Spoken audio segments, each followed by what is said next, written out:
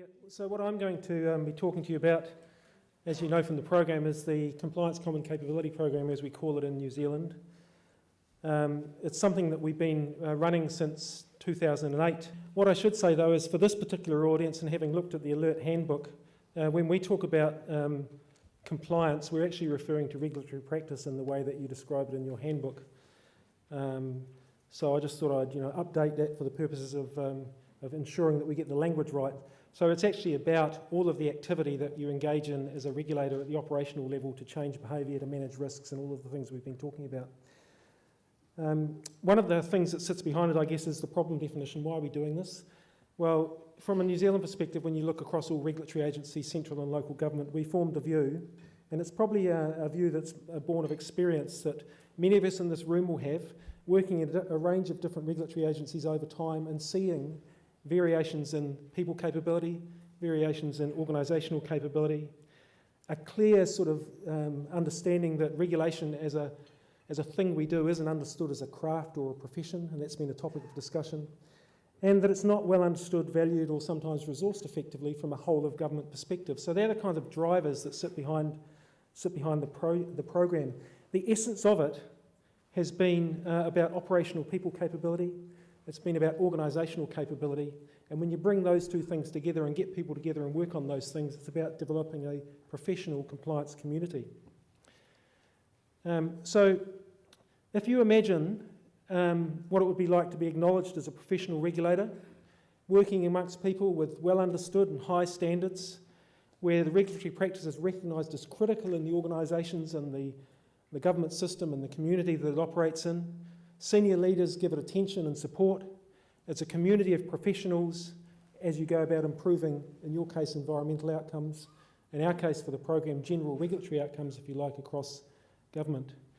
And that's the sort of, that's what we imagined in New Zealand when we started this off in 2008. Why don't we come together and see if we can do something better than each agency looking at what it does itself, drawing on a few paragraphs from a book by Malcolm Sparrow or something else somebody has heard about, or drawing on the experience of an ex-police officer who turns up and seems to have good investigative skills. What about putting it all together and turning it into a systemic kind of program to lift people and organisational capability across the whole system? So we started down that the path in 2008 it was, around then, to make the dream come true. But of course, as you'd expect when you embark on a task of this magnitude, and in New Zealand, of course, it is across all regulatory agencies, not focused on one particular jurisdictional area. Our scale probably means that would be a little bit inefficient. Although having said that, working on everything regulatory in central and local government in New Zealand means that it's rather a big elephant to eat, as it were. And there were a few hurdles to overcome as we set about putting the program in place. The first one was language. We had people turning up from different organisations who thought that what they were doing was different to people from other organisations. So an investigation over here was different to an investigation over there. We talked about auditing where they talked about monitoring. It was sort of basic stuff like that, and it's a bit of a revelation in a way when you think about a government system that has for many, many years been regulating, and there's this kind of lack of consistency or lack of understanding of what's going on in this important area. The other thing that we had to deal with was, everybody thought they were special and different. Yes, we could come and talk to you about, our stuff, but we're a financial regulator, and that's pretty important. It's not like environment. So there was that kind of thing going on where there was a sort of a thing that, but we're pretty good, we're pretty special. The other really tricky thing is immediate individual needs, either for the people involved or the organisations involved, versus the potential for longer system-wide benefits. It's always a very, very difficult thing to get, to balance in a government system. So I'll just tell you a bit about how we addressed each of those things. On the language one, now you won't be able to read this in any detail. It's not really there for that purpose. We thought the best thing to do would be to develop a glossary, a basic glossary of, if you're talking about investigation, what are you talking about? If you're talking about licensing and certification, what does that mean? What is an audit? What is an audit process? What do we mean when we talk about detection or deterrence? And this glossary here, as it's represented on the screen, is developed in the sense of a flow of activity. So it's like a picture of what you'd expect to see in an ordinary actually an extraordinary compliance organisation or regulatory, in a regulatory practice model. We define compliance as the process of ensuring people comply with or exceed the rules. So you've got that opportunity to move from the illegal to the harmful. We explicitly excluded the policy development process, not because we don't realise that all good regulatory practice feeds back into the policy process, but because there's a truckload of activity that goes across our system in New Zealand that's about improving policy frameworks and improving regulation. But there's not a truckload of activity that goes on about improving the way regulations and laws and rules are implemented. So we wanted really to focus on that compliance level, that regulatory practice level. If you follow this flow through, it talks about the things that you normally do in compliance activity: audit, investigate, monitor, deter, detect. It talks about the range of things from information education type engagements or interventions through to enforcement type ones, taking you to court-based activity, whether it's civil or criminal, whether it's sanctions or removal of licences or prosecutions or whatever. When we put this picture together, everybody said, yeah, okay, that's what we do. So it was a pretty important hurdle to get over, but we kind of managed to do that and set a base in place for the work. And that was important because when we were getting groups of people together to talk about the development of a qualification, you had to have a common language. When you're talking about organisational capability, you had to know what you were talking about and that it was common for all. The next thing was the yes, but we're special. Now, looking at the alert handbook, the top right-hand side of the screen there, it says that regulatory practice is the implementation and administration of legislation through education, engagement, standard setting, monitoring, compliance, enforcing the law. Anybody that says, yes, but we're special, as soon as you have the conversation with them about, well, this is what regulatory practice is about, it's like, oh, actually, I'm not that special. So you switch from we're 20% the same and 80% different to 80% the same and 20% different, and that sets in place a key foundation for being able to come together and improve things collectively from a sort of a system-wide perspective. Well, that's the experience we've had to a large extent in New Zealand. Interestingly, I had a discussion last week with somebody about whether is it 80-20 or is it 75-25 or is it 60-40? But just having the discussion, it's quite an advance in that, yeah, we accept that the balance is tipped the other way. Refining it probably doesn't add a lot of value. The immediate individual needs versus the longer-term system-wide benefits. I heard a speaker talking about dialectics a while ago. One end of the spectrum this and the other end that. Well, individual needs, system benefits is a sort of a place where you've got to land somewhere in the middle. We deliberately chose with this program to focus on the long-term view to improve the system over time, knowing that it could be, I don't know, at one stage I thought it would take 5 years, now I think it'll take 10 years, but I actually think it's a lifetime of work to move the whole system and improve it over time. Interesting, it drew out some of the other dialectics that we've been dealing with over the last couple of days, outputs and outcomes, management and leadership in terms of regulatory practice and improvement, bureaucracy compared to the systems sort of thinking approach that's necessary to deliver good, high-quality outcomes, and the illegal, harmful sort of dialectical spectrum. So all of those things exist too in the debate around, are we special? Is it okay to focus on the long term, or should we just deliver what we need to today? It's a very difficult thing to overcome, and it's always required constant work, and it is still work in progress. But I'll reflect now on what we've delivered to date. Now, I'll come to these slides in a minute. I talked about originally that the focus of the program was on people capability. Then we thought about organisational capability, because having a lot of people that have gone to a Sparrow workshop and heard the really interesting stuff he has to say and communicates so well, and they've read his book, and then they go back to their organisation and they slot back into their job in a place that doesn't support that level of thinking or change or whatever, probably doesn't help. So we figured that we needed to work on organisational capability as well. So I'll deal with that first. The thing that we've done there is develop, it's a booklet basically. It's called Achieving Compliance, a guide for compliance agencies in New Zealand. My experience with listening to and engaging with Malcolm Sparrow and his writings and other authors and academics that are dealing with regulatory practice issues is that they still operate at a level of case studies and examples and really, really good stuff and principles but turning that into what you actually do on a day-to-day basis in your organisation and how you shift the organisation from a group of people understanding it's a good stuff to an organisation that's designed to deliver according to that good stuff is a bit of a challenge. So with this guide, what we were attempting to do in the program was to bring together not only good regulatory practice, drawing on international literature and case studies from agencies across New Zealand's central and local government, but also put that in a sort of a context of some standard organisational design type principles. So there's an element of, the one we focused on was McKinsey's 7S, the sort of strategy, system, structure, staff, shared values, skills, that kind of model. So you see a mix of the regulatory practice information and knowledge alongside a sort of organisational design focus in this guide. Now, interestingly, you'll all be aware that we had the terrible mining disaster, the Pike River disaster in the South Island a while ago, and there was a commission of inquiry. The commission of inquiry got hold of this guide and referred to it as the better practice guide that people should focus on in terms of organisation, being good regulatory practice and compliance organisations.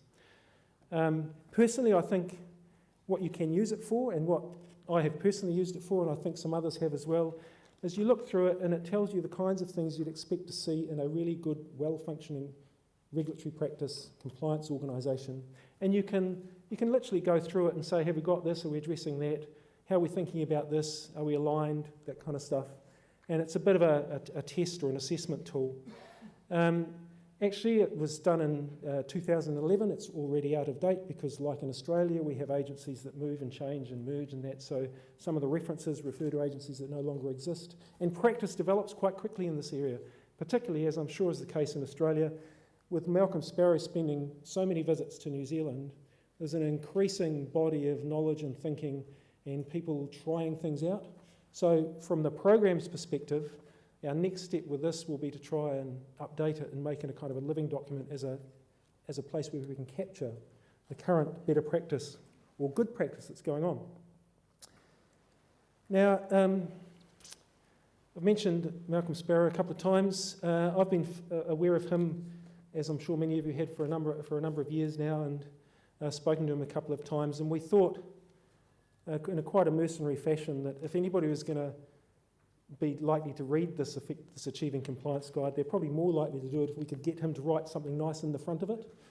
So we sent him a draft and asked him to have a look at it, and if he wouldn't mind terribly, perhaps write a little comment to introduce it. And this is the comment that he wrote, which I thought was very nice of him and very helpful.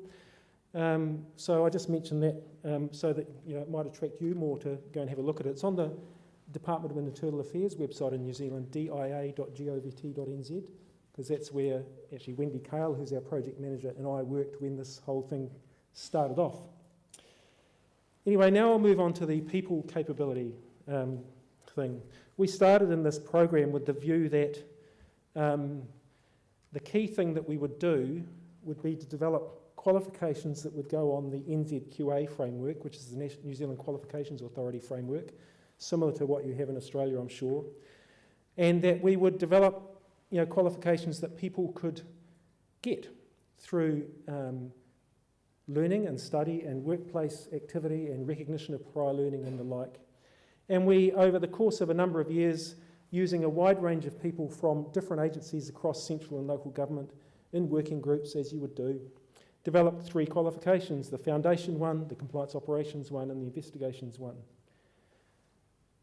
Just to turn that into something slightly more concrete, if you looked at the purpose statement of the foundation one, you'd see those words. It's about the knowledge and skills that underpin support common to public sector compliance practitioners. So the view was that to be good at operating in a compliance organisation, not only do you need the specific skills that might be investigator, or they might be auditor, or they might be analyst of some kind or whatever, but you also need to understand something about regulatory theory, strategies and concepts and practices. And so some of that gets picked up in this foundation document. Inland Revenue, for example, one of our bigger departments that's got a very strong focus on compliance practice, put quite a lot of effort into this and took the view that its whole organisation was a compliance organisation, and the approach being to put everybody through this qualification as a foundation qualification. So we actually worked quite hard with the police as well to get them to look at this in terms of recruit training The police have been involved in this project since the beginning, on the basis that, you know, police officers after 15 or 20 years end up in regulatory organisations. So why wouldn't you want them to understand stuff about regulatory practice right from the beginning, so it reduces the risk of employing them later? I was in the police, as I mentioned. I'm kind of over that now, and I bought some intellectual-looking glasses, so I'm, you know, I'm trying to move on. But you know, there's a lot of skills that come from policing or other environments that need to morph a little to the regulatory environment, and the earlier you get to it, the better. The other thing, the view that we had in the program was, we started off thinking about an investigator qualification. We then quickly thought, well, actually, what about a framework of qualifications so you could come into the compliance, the regulatory practice field, the profession, at the entry level, and work your way through different streams, and end up at the executive level. You know, why isn't there a Masters of Regulatory Practice available at one of our universities in New Zealand? We have big regulatory functions across government, and we think that it's okay to employ people that have got no regulatory experience at senior levels to run them. And maybe it is okay, but maybe it would be better if there was also something available so there was a career path to professionalise the regulatory area. So we focused on this concept of a compliance learning and career pathway, and as you can see on that slide, we got to the first 3 qualifications. And then something happened which does happen in government. Our government took a different view of how to manage tertiary qualifications. It was concerned about the plethora of qualifications on the NZQA framework and how they were being driven by individual industry groups or organisations, whether in the public or the private sector. So it's run a sort of a rationalisation process across all of that. We got caught up in that. We were just at the stage of moving the program from developing qualifications to ramping it up, cranking into the idea that we would support people to get into qualifications, and this whole process ran over the top of it, and we spent probably a year or 18 months actually working on redefining all of the same qualifications, leading to this list on the screen here, which is different, probably better, maybe not, who knows, but that's the way the system is now going to deal with these things. So that's what we're working towards at the moment. And again, I'll give you an indication of the content of the equivalent of the foundation one, pretty much similar in concept to what I showed you before, but reflecting the updated view of how these things need to work in the tertiary education sector. One of the things that part of the process has led us to think about was, is actually focusing people capability almost entirely for some time in this program on a qualifications framework the right thing to do. You're actually working in an environment where you don't have real control over the content because you move into working with industry training organisations, into the New Zealand Qualifications Authority's system, and particularly in New Zealand where we've now got a commercial ITO looking after some of these public sector qualifications, a bit of tension around whether we're getting what we need from a public sector perspective and the content of these things. So parallel with continuing to work on these qualifications, because we think that long term they are important and it would be a good thing to have as part of the, if you like, regulatory capability toolbox. We've moved on and put in place what we refer to as the Regulatory Compliance Learning Council, which is more of a network thing where we bring people together to discuss, develop, identify learning needs, create the shared competency frameworks, contribute to the sort of standard setting so that when we're training people, whichever agency it is, we know that, you know, if somebody comes to apply for a job at Maritime New Zealand who went through a training program with the Commerce Commission, the equivalent of your ACCC, and they say they've done investigator training or they've done some other sort of training, we'll know that they've done it in an environment and to a standard and using the resources and things that we have collectively said are an acceptable standard for the quality of regulatory activity that we want to engage in. So the sharing of resources and the activity around that also, of course, builds the community aspect of it, very much like the Alert Network. And generally speaking, that supports the development of good regulatory practice. So our people capability activity is now about qualifications, longer term, slower burning, and we're now starting to put more effort into the sort of networky Regulatory Compliance Learning Council type activity. One of the things we've done through the process of developing the qualifications, because one of these things with the quals is that they actually require quite a significant infrastructure, as you would know, in your organisation to support people to get into them. And not all, particularly the smaller organisations, had that capability. So they didn't have a significant number of learning and development people or administrators or assessors that could assist your frontline people to not only learn on the job but draw on their prior learning and attend the occasional course and make the whole thing work. So we went through what we called an approval process for providers of learning and assessment services. And you don't need to know the names of them, but we ended up with 11 different companies or organisations that we, the regulatory community, or at least the representatives that have been part of the steering group in the process, said yes, they deliver stuff that meets the standards that we would expect to make sure that regulatory practice in New Zealand operates to a good level. Now this is an informal process. They are approved by the CCCP steering committee. We would expect to get feedback from regulatory organisations over time if they weren't hitting the right standards and things. It's as you know, everybody in New Zealand knows everybody, so you can't get away with anything that won't hit the mark. So that's another thing that we've put in place, which provides a strong foundation for further work around the Learning Council and the work on the qualifications. Now, I mentioned before what the sort of problem was that we were trying to address with this program, and I've talked about the people capability, both qualifications and the sort of networky sharing kind of thing, and the organisational capability issue. One of the things that it's very useful for us to do, particularly because we are constantly looking for ways to engage more people in the program and get people to support it, and the current focus for us is actually on looking to kind of institutionalise it with a smallish eye to make sure that it lasts beyond the current energy and enthusiasm of the people that are engaged in it. So one of the valuable things is to try and articulate what the value proposition is. So we looked at it from the perspective of the people we're regulating. If in New Zealand, no matter what kind of business you're in most businesses, as in Australia, we'll be dealing with multiple regulators, you kind of know what to expect from regulators. You know the kinds of engagements that they'll have with you, and you understand a little bit about the regulatory practice, then you as a business, particularly in the 20% plus 60% or whatever the numbers are that are willing to comply or swing a little bit, you'll respond more effectively because you're dealing with, you'll build up trust. There'll be less uncertainty and there'll be some confidence in the government's regulatory activity. So we see that as one of the benefits of this program. From a government perspective, rather than having 35 odd central government agencies and I'm not sure how many local authorities there are, in the 80s I think, all individually investing in information, knowledge, innovation, training, why not do it once and use it many times? That also increases trust in government because it builds the competency of the regulatory agent, the practice. From an organisation perspective, I'd love to be in a situation where when we're looking to employ new people, there's a pool of well-trained and qualified people working in other agencies that we can draw on. The recruitment risk would be lowered. It'd be much more cost-effective for me to bring people in that are already meeting a standard and then add the 20% knowledge about the content for Maritime New Zealand, rather than have to focus on bringing them into the content knowledge as well as the regulatory practice knowledge. And of course for people, I think this is the key thing.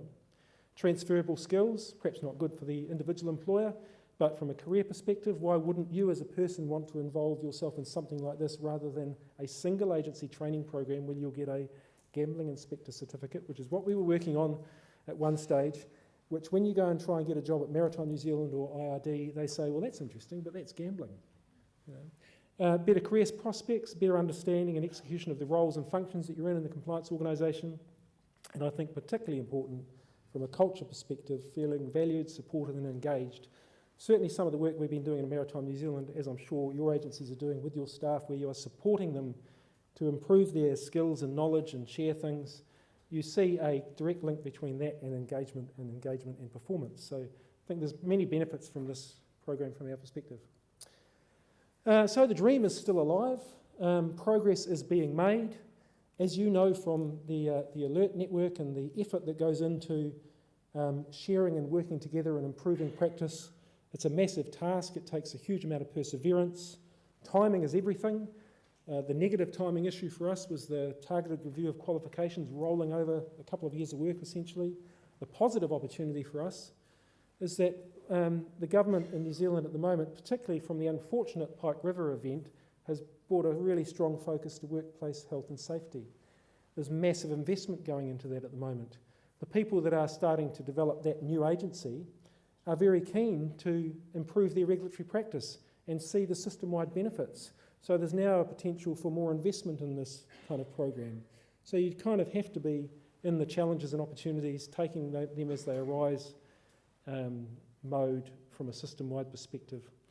And I think, and I hope you agree, that there is a strong and enduring value proposition for this kind of work. And I suppose the reason for, well, I know the reason for us being here is that we've had some connection with Alert through Michael from MFE. We are very, very keen to see whether there's some stuff that we can do with Alert where we can share on a trans-Tasman basis, if you like, you know. I mean, it's a bit easy probably changing the whole regulatory system in New Zealand, central and local government, so we might as well try and work with you as well. So I do thank you very much. Thank you, Nick, and the organisers for inviting us to be part of this and for allowing us to give you this little case study on the capability work that we're doing in New Zealand. Thank you. Please take that with you. Thank you very much. Thank you very much.